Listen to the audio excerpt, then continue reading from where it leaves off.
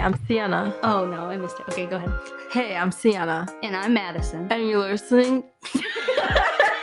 Hey, I'm Cienna. And I'm Madison. I'm yelling at them. This is really embarrassing. Okay, here we go. Hi, I'm Cienna. And I'm Madison. And you're listening to the Just a Person podcast. Hello, everyone. Welcome to Just a Person podcast, a show that explores life's highs, lows, and in-betweens. I'm Madison, and today we're talking to my friend that you may also know as the co-host of this podcast, Cienna. Cienna shares her experience living with anxiety, including being diagnosed, having to go to the hospital, finding the courage to seek help, and dealing with your symptoms while still creating the life you want. Thanks for listening and enjoy. Hello. Hey. So today our special guest is Cienna, taking on the role of guest instead of co-host. Are you excited? Actually, yes, I am excited, but I'm also very nervous. So it's weird being on the other side of it, for sure. Yeah, it is. But I think it's good to know, kind of, especially it might help us relate to how our guests are feeling, possibly. All right. So on this show, what we do first is we ask a question out of a hat when we're all going to answer it. Okay. Okay, I'm ready. What is the craziest goal on your bucket list? Oh, goodness.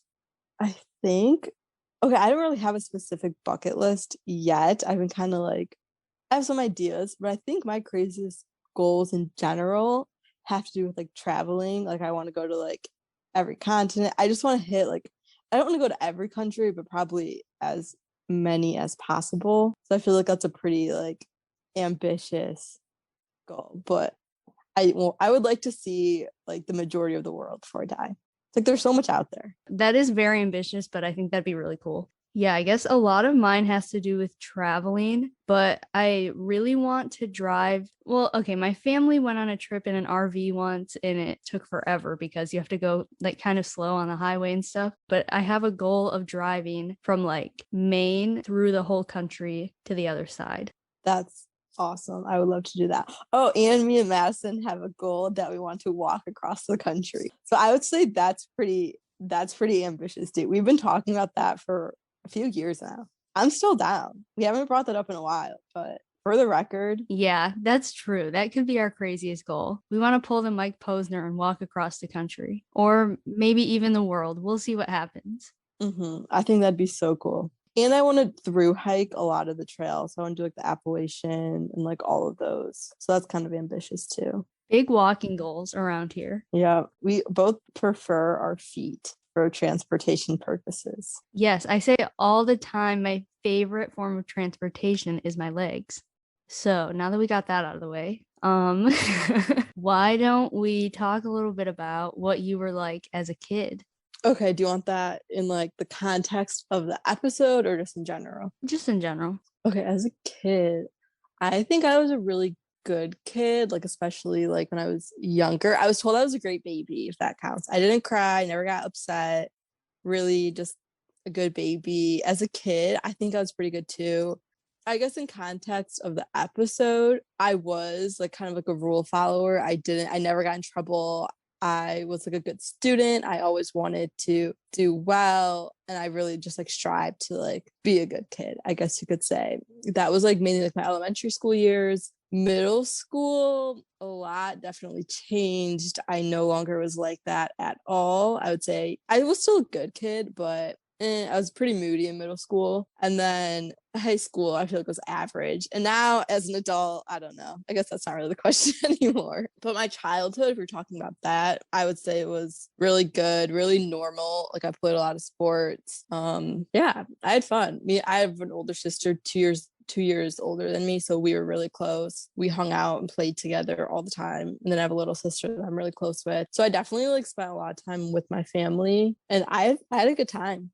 What age were you when you first kind of noticed that you had symptoms of anxiety, or what were some of those signs and symptoms?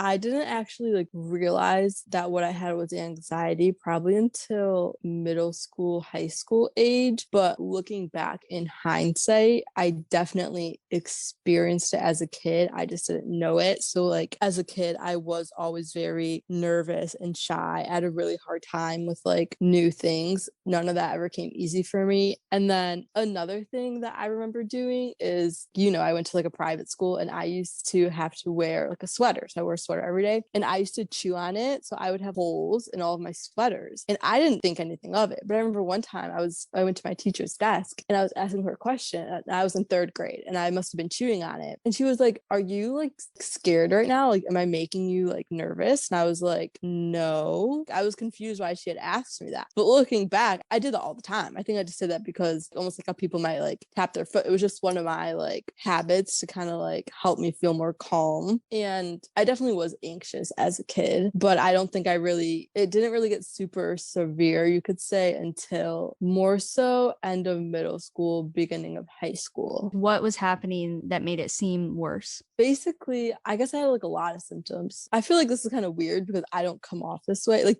I guess before I did this episode, did you even know I had anxiety? No, I've lived with you for 2 years. We've been friends for a little while, and I had no idea until you brought it up that this was something that you wanted to talk about. It is kind of shocking because you're just so like relaxed, you're pretty easygoing. Not that people that have anxiety can't be that way, obviously, but you never said anything, you never did anything that made me think that you would have anxiety. But and then you said you've had it for your whole life, which I guess makes a little more sense because you're used to it. But like, I would have never guessed. Yeah, see, I think that's so weird because I think most people who know me would never guess. I feel like most people describe me as like easygoing, chill, which I am, but I would say my anxiety has been pretty severe. And I really just like I don't know, like I'm pretty good at just like not showing it. But I guess around that time, some main things, well, basically I was just always like constantly like fearful of like everything. Like I couldn't be home alone when I was that age. Like that was like genuinely like a problem. Like my parents would have to like stay home or like I would just freak out. Like anytime if I'd be home alone for like an hour, I couldn't do it. I was so scared of everything. Even I had like stretches of time where like couldn't even like leave the house. Like I was just stuck doing nothing. I always thought I was in the middle of dying all the time. That was like a daily basis, just thought that would happen. And it was just hard to even like function at that point. And then what really like set it off was one night, and this had been going on for years, but one night was a lot worse than like other nights. And some of the symptoms I experienced too was I would go all numb, my hands and like legs would tingle, my face would tingle, I wouldn't be able to breathe. And it wasn't like a lot of people think like panic attack. It wasn't a panic attack. It was similar symptoms to a panic attack, but that was just how it would feel for hours. You know what I mean? It wasn't just like a 5-minute here and then it's gone. It was just kind of a long spread out. So that was very normal for me to feel all of these symptoms. I would get palpitations in my heart. It was hard for me to know whether I had, I guess, like an actual, like something wrong with me medically. Like physically? Yes, because I felt these symptoms that were so real and so consistent. And so I didn't know if I actually had something wrong with me or if it was just my mind playing tricks on me. And so that lasted for years. And I always would go like back and forth. And I would always convince myself like something was really wrong. Obviously, when you can't feel your hands and they're numb, I feel like it's natural to just like, I would just spiral and assume the worst and be like, okay, well, I'm dying right now. Like, this is it, like, whatever. And I would literally think I was dying multiple times a week, like truly like death. And I would just like panic. But one time, I think I was in like a freshman in high school. And like I said, I had been experiencing this for a few years at this point, but it was really bad. Like I couldn't feel anything. I'd been feeling that way like pretty consistently for a few days, just like on and off, just like numbness, couldn't breathe well, really, really like scary symptoms. And it was like pretty late at night and I didn't know what to do. I was panicking and I didn't want to go to bed because I thought like I was going to die. And I was just sitting in my living room and I like kind of told my mom, I was like, Mom, like I don't like feel good. Like I don't know what's wrong with me. And I hadn't really brought any of this up prior just because I didn't want to seem like crazy, because part of me knew it was my anxiety, but part of my brain would also convince me it was like something actually wrong with me. But At this point, I like genuinely didn't know what it was. I was like, I don't know what to do. Like, I can't feel anything. Like, my heart's being weird. I can't breathe. And so she had to take me to the emergency room. And then while I was there, they did a bunch of tests and everything came back fine. And then that's when they were kind of like, you're fine and you're healthy. And it's just anxiety. I don't think they diagnosed it, but I went to my family care physician and he was the one who finally diagnosed me. That was when I started taking medication. So that was, I guess, like the main symptoms that I experienced. I wasn't really like living. Every day was just so hard. I couldn't do anything. I definitely was relieved when I did start being able to like take medication because I wanted to not feel like that and to feel better. When you said that you were having these things and you thought it was just your anxiety, were you this whole time thinking you had anxiety, or were you just thinking like, oh, something's coming up, I'm anxious about it, that must be what this is? I guess part of my anxiety specifically is me thinking it's not anxiety, but it's real. That's what's happening to me is like real and not because of my anxiety, which I think is one of the main problems I have. So my logical side of my brain would be like, you're a healthy 15-year-old. Clearly this isn't happening to you. And second of all, this has been happening to you for years. So if something was wrong, it would have happened. And so part of me knew I was okay, but even like the stronger, more emotional, like reactive side of me didn't think it was my anxiety causing it and thought something was actually going wrong in the moment, if that makes sense. As you're getting older and it's getting worse, was there something that was making it worse, or you just think it was just kind of like evolving because you had had it for so long?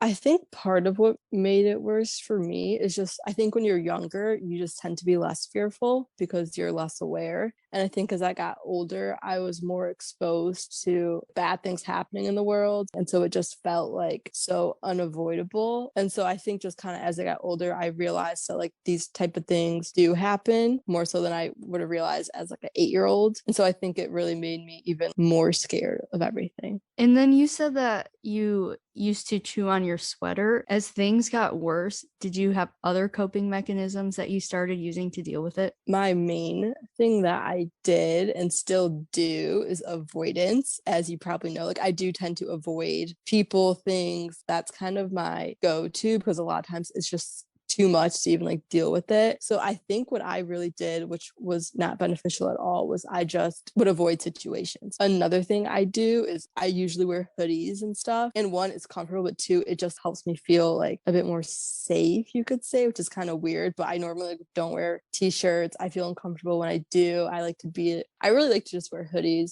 But I would say like day to day, I avoided. I didn't like driving. I wouldn't do things unless like I had to do it. And even then I would find a way to not do it. Like, I just didn't want to do anything. Do you have more anxiety about social situations, or because you don't seem like the type of person that if I were to say something to you, whatever it is, that you were going to like sit and think about it and worry about what other people are thinking? Do you have that kind of thing, or is it just social situations? Yeah, so if somebody like makes a comment to me, I'm not the type to like go home and like be really upset by it and like that. More so if I'm going out and meeting new people, I would definitely get extremely anxious. And for a while, I just wouldn't. As I said, I just wouldn't go out and meet new people. I wouldn't hang out with people because it wasn't worth it to me. And so as I've gotten older, I kind of forced myself to do that because obviously that wasn't the type of life I wanted to live. So it's definitely still hard for me when I meet new people. I'm better at meeting people in like small situations. Like when I met you, you were the only new person I was meeting and I already knew another person there. So it's pretty easy for me to like talk to you. Whereas if I'm the new person with a bunch of people I don't know, I wouldn't have that same confidence at all. And I would A, avoid it, or B, not really speak. Like I wouldn't be able to just like meet a new group and put myself out there. So then when you went from high school to college, that's obviously a very big change. What do you feel like by the time you got to college, you had a better handle on it, or was it like just completely terrifying? So I had stopped taking my medication, I think, before I started college. So while I was taking it in high school, I started to feel better. And then I wanted to get off of it because another thing I don't like doing is taking medication. There's basically anything you can think of, I don't like to do it. That's just my natural reaction to it. And it's all because of my anxiety, which is like weird, but it dictates so much of my life and so much what I do and don't do. And I think for me, it's so normal. And for other people, it's just who I am. They don't even realize why I'm making these decisions. But for me, I know why. And it's because I have an anxiety disorder, and it kind of sucks because it is so like normal for me, and it's stupid how much it affects what I do. But I had stopped taking my medication, I know, before I was coming into college. And at that time, I know my senior year of high school was a really, really bad year for me. And then I know my freshman year of college was also a really, really bad year for me in terms of anxiety. I was getting panic attacks all the time, just constant anxiety, constantly not being able to breathe, that constant numb, tingling feeling. I couldn't eat any food. Yeah, just all the symptoms I had been experiencing, they kind of came back once I stopped taking my medication. At that point, it felt like I'd been dealing with this for 4 or 5 years now, like pretty severely. And I definitely wasn't happy with any of that. So yeah, going to college wasn't great. During your freshman year, your sophomore year, did it start to get better? Yeah, so I would actually say, so my senior year of high school was really bad. My freshman year when I started, it was really bad. I would start to say by the end of my freshman year, it actually got a lot better. And I think part of it was that I liked being around, well, I liked having people, like living with people. I think that made me feel a lot more safe having like a roommate in my room. So if something did go wrong, somebody would be there to call 911, because at this point I was still thinking very like chaotically and thinking things were happening to me all the time. And so I would always try to remind myself, I've been feeling this way for years. Nothing's wrong. If something was going to happen, it would have happened already. So I think that really ended up helping me. And then also, that was kind of the time I broke up with my boyfriend. And I think that also really ended up helping me a lot too, because before he was kind of like a crutch. And so when I first broke up with him, it was really hard because I had to deal with all of that by myself. Like before, I would text me and be like, I don't feel good. I don't know what to do. If I was like panicking, I would have somebody to like go to. And then it kind of turned into like, I did not feel comfortable telling like a random new person, like, hi, like I'm Cienna, I think I'm going to die. Like, you know what I mean? I don't want to sound crazy. And I didn't tell my family that. So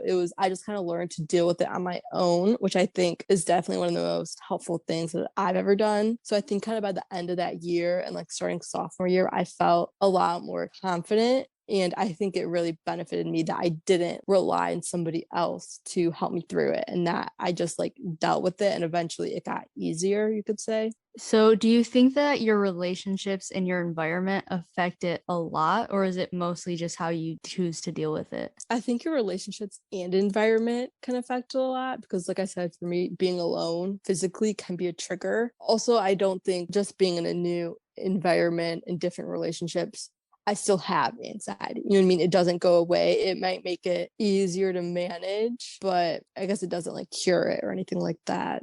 We talked about this a little bit before, but like the difference between just being anxious and having anxiety is that if you're anxious, it's like brought on by something, and having anxiety, it doesn't always mean that. Yeah, and I feel like everybody, I would say, experiences anxiety, but just because you experience anxiety doesn't mean you have an anxiety disorder, because there are just like differences in your brain. And for people with an anxiety disorder, it's a lot more persistent, intense, and it's usually to the point where you can't like function normally. Whereas somebody who's experiencing just anxiety, they might experience it for an hour and then still be able to go on with their day. It doesn't like completely debilitate them. So that's like a huge difference. Yeah, it's not something that you deal with every single day. It's just something that comes around every once in a while. Yeah, if you're in an anxious situation, you might feel it, or you might just kind of feel it randomly. Like people just get anxious sometimes. And no, I mean, that's fine, but it's definitely, in my opinion, a huge, huge difference. I think another thing that's surprising is that since you've graduated, you just want to like move around and travel and meet new people, which I think is another reason why it's surprising that you have this.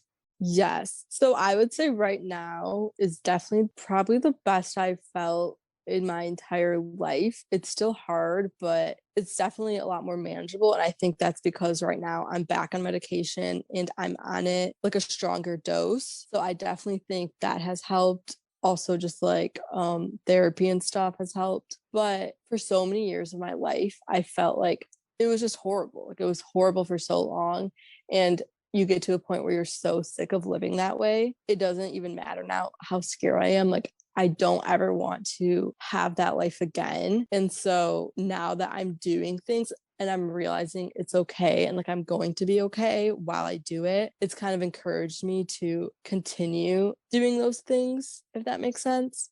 Like I just don't want to have anxiety dictate my life for like another day. Like, you know what I mean? I'm just sick of that. And I know it's easier obviously to say than do. So it's still something it's still really hard for me, but I know in the end it's worth it. And I know what I want to get out of life. And I don't want to live my life in complete regret, never leaving, never doing anything just because I was too scared. I think when you deal with something for so long and you get to the point where you know that you can treat, like maybe you can't fix it, but you can treat it. It's like you will do anything, no matter how hard it is, to kind of fix or make it better, because it's hard to live and treat things, but it's harder to like just sit around and never live your life because you're miserable. Yes. Yeah, that's basically, I would say, how I felt because for so many years, I like stopped it from even in college, I would say I didn't really do the things I wanted to do because of my anxiety. So now I'm definitely learning to just do them anyways. So yeah, I respect that. thanks. Now that you're not in college, I know college was pretty stressful for you. You had a lot going on all the time, like with school and stuff.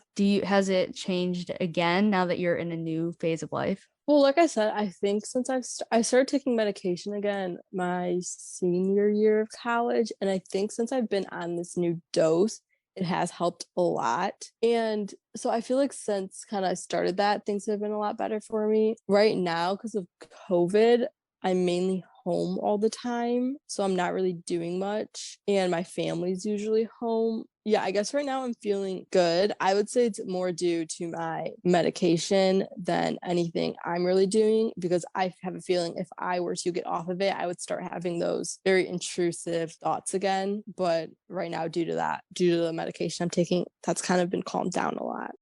Do you have any advice for people that think they have anxiety or know that they have anxiety? I guess my biggest piece of advice would be to go get help and get treatment. I feel like for me, I went through it for so long and I didn't want to like be a burden to anyone, and I didn't want to seem like crazy, and like it was just like an awkward conversation for me, especially since I don't talk about a lot of stuff, to like have to bring it up to my parents since I was still in high school and I needed them to like go to the doctors and stuff. But I feel like I suffered for so many years when I didn't have to. And I definitely wish I would have gotten help earlier. And I guess to me, that'd be the biggest, just because one medication might not work. You can do different dosages, which might help. You can try different medications. There's so many different types you can take. And so some of them you might get like bad side effects, and it might seem like it's not worth continuing, because that happened to me a few times. I would take something and I would throw up and it would make me really sick. I would get brain zaps. What are brain zaps? When I would start taking it, my brain, they would literally feel like electrical like zaps kind of. Yeah. So those weren't fun.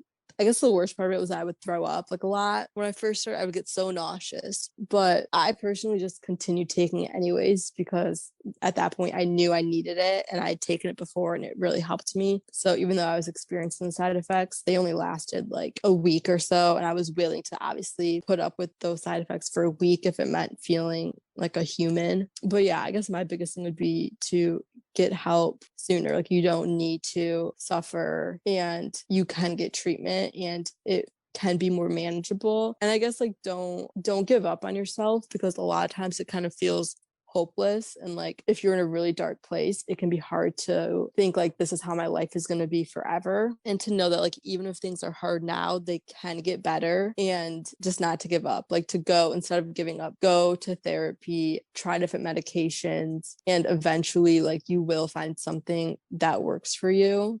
And I think just not being scared to like ask for help. I mean, I don't have anxiety.